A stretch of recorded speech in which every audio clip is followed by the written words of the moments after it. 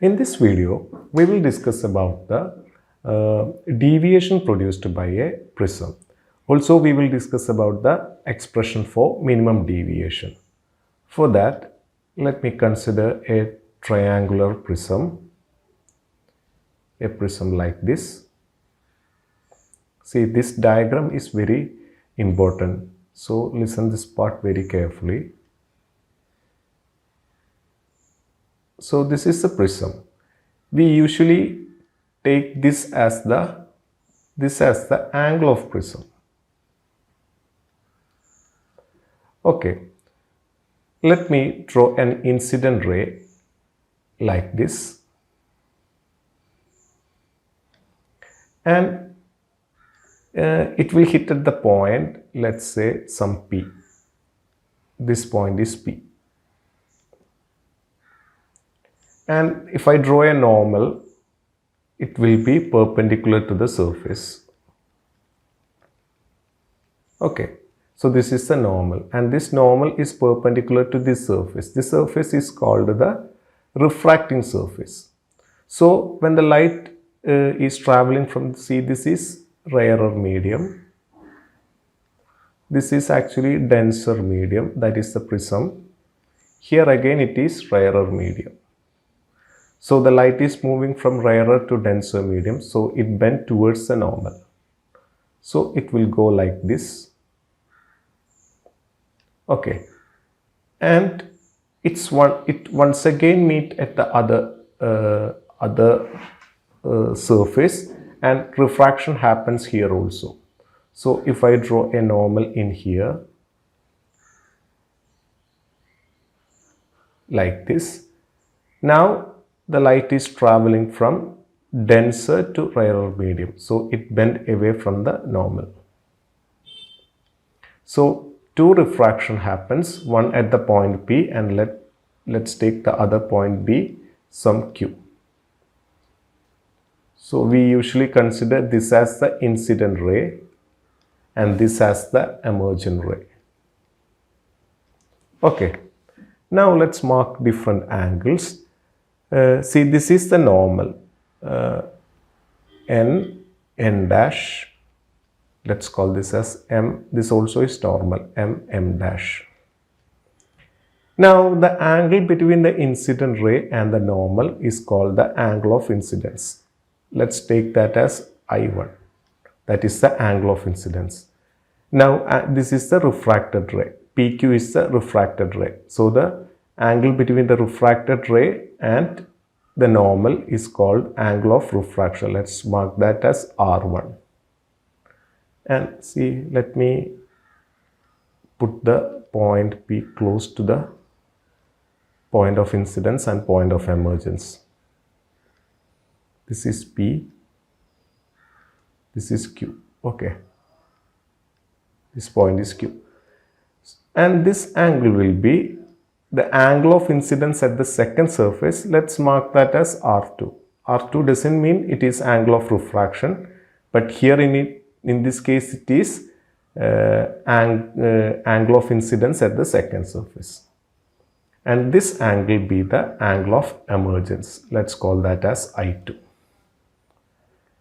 Now let's mark this point as some S, this point as some T. Clear? First we need to find this angle. Let me zoom in this triangle, otherwise you cannot see it properly. So let me draw it here.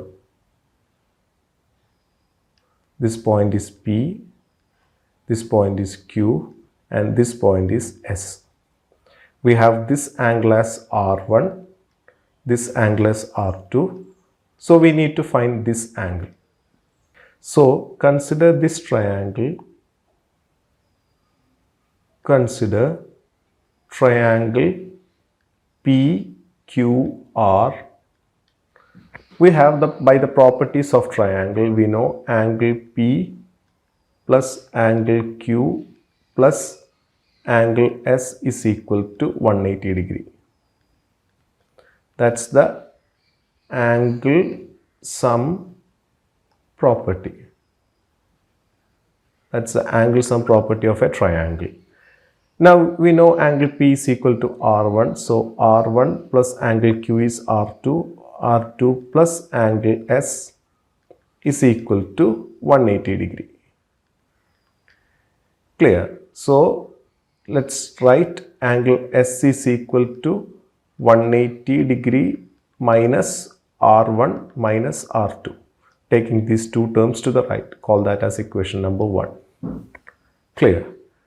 That's the expression for angle S. Now let's consider this quadrilateral TPSQ. Now consider the quadrilateral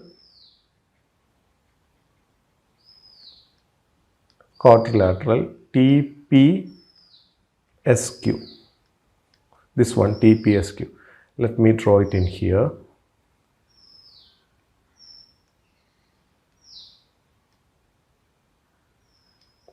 This is T, this is P, this is S, and this is Q.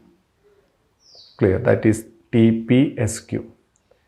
We know, see, this TP is perpendicular to the normal, and that is TP is perpendicular to N dash, because normal is always perpendicular to the surface. So this angle turns 90. Here also this TQ is perpendicular to MM dash. So this angle is also 90. See, this SQ is just the extension of QS is actually MM dash. So TQ is perpendicular to MM dash. So TQ is perpendicular to QS. So this becomes 90. And we know this is the angle of prism A. And we already have this angle S. So we can write angle T plus angle, let's write this as angle TPS, angle TPS plus angle TQS plus this angle S is equal to, see, that is actually 360 degree, because sum of the all angles of a quadrilateral is 360 degree. We can write that as angle sum property of quadrilateral. Okay, so this angle T is actually A plus angle TPS is 90, right?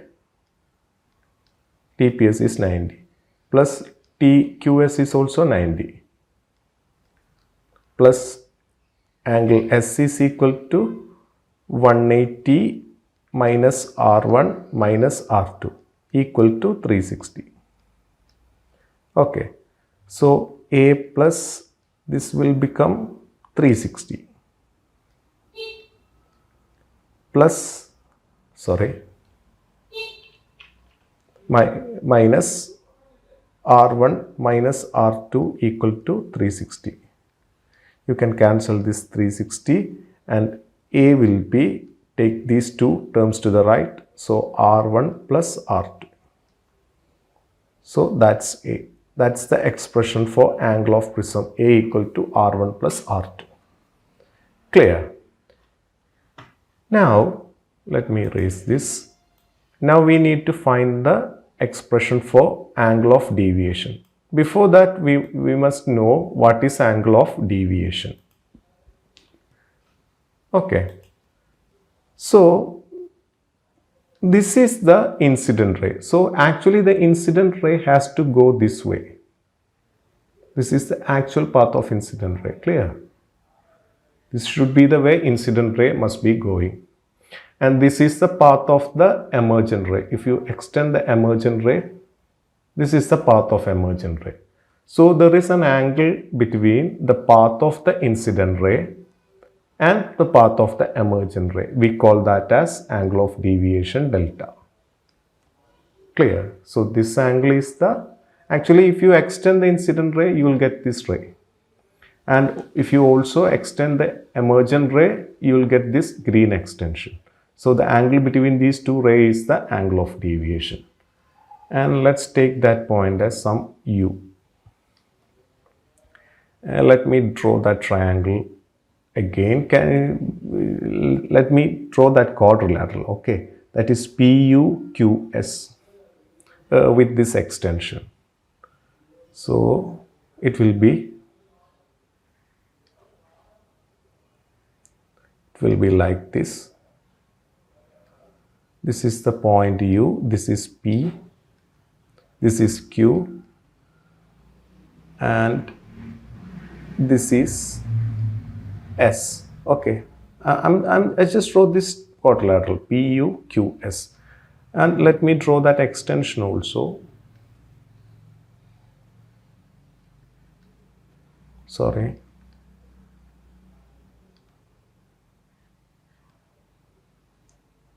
Okay. This is actually this one, and this one is actually this one. Similarly, this represent this ray, and this one this ray. Okay. I have drawn this because I want to mark the angle I2. Let me erase this point. This P and this Q. Let it be here. Here it is P, here it is Q. Okay. So this is the angle of incidence. Okay, I1. Now you know the whole angle, this whole angle will be I2 because they are vertically opposite angles. Vertically opposite angles are equal. But this angle, we already took that as R1. This is R1. So this will be I minus R1.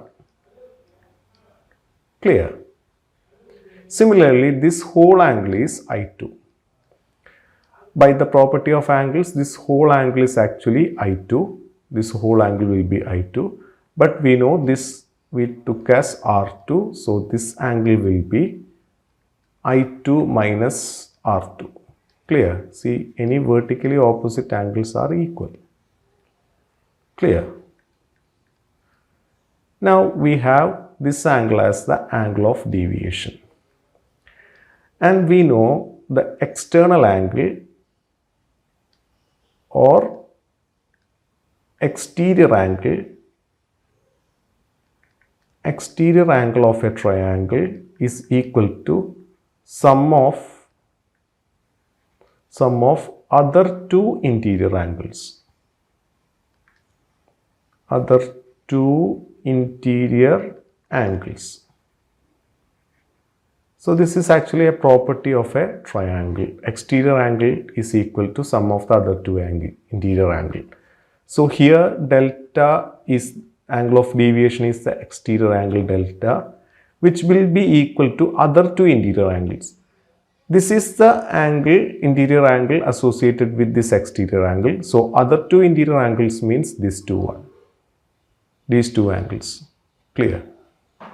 Okay, if I take a triangle like this angle will be equal to sum of these two angles. Okay.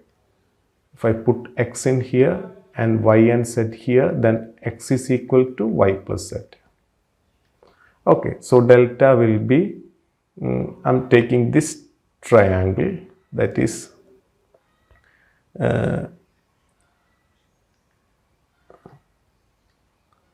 this is delta, this is P, this is U, this is Q. So this is I1 minus R1, this is I2 minus R2. So delta equal to like this, delta equal to I1 minus R1 plus I2 minus R2. Clear? Rearranging, you will get delta is equal to, let me take this together, I1 plus I2. This is minus, you can write like this, R1 plus R2. It's actually minus R1 minus R2. If you take the minus out, you will get minus of, in brackets, R1 plus R2. But you know,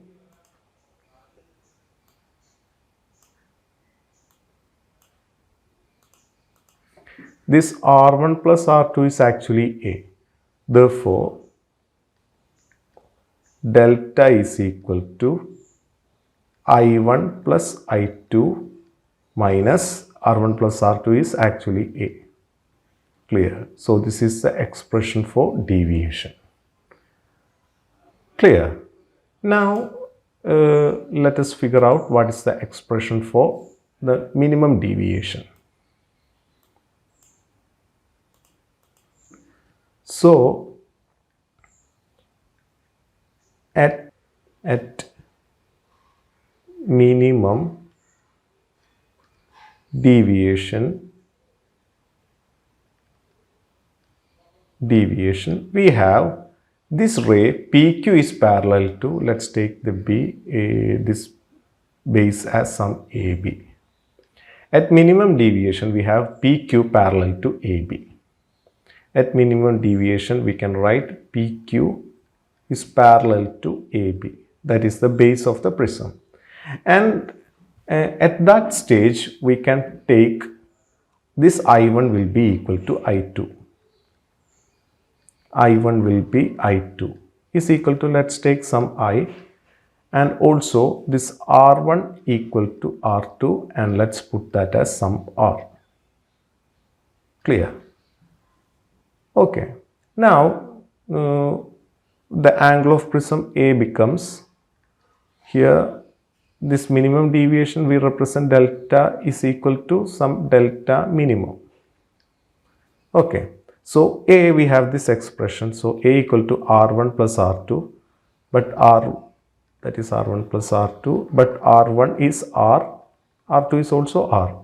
So A turns to R implies R equal to A by 2. Put that as equation number 1. R equal to A by 2. Also we have at minimum deviation this delta equal to delta minimum equal to I1 plus I2 is I1 and I2 is all I, they are the same. So I plus I minus A. So delta minimum will be 2I minus A implies 2I equal to, take this A to the left, so delta minimum plus A, and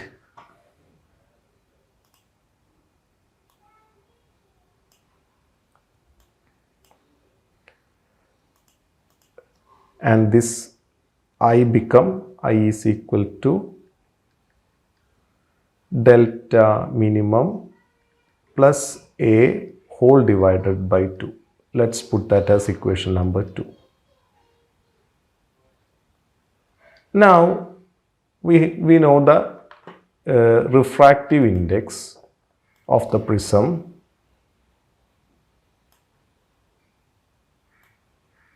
Let me write it here.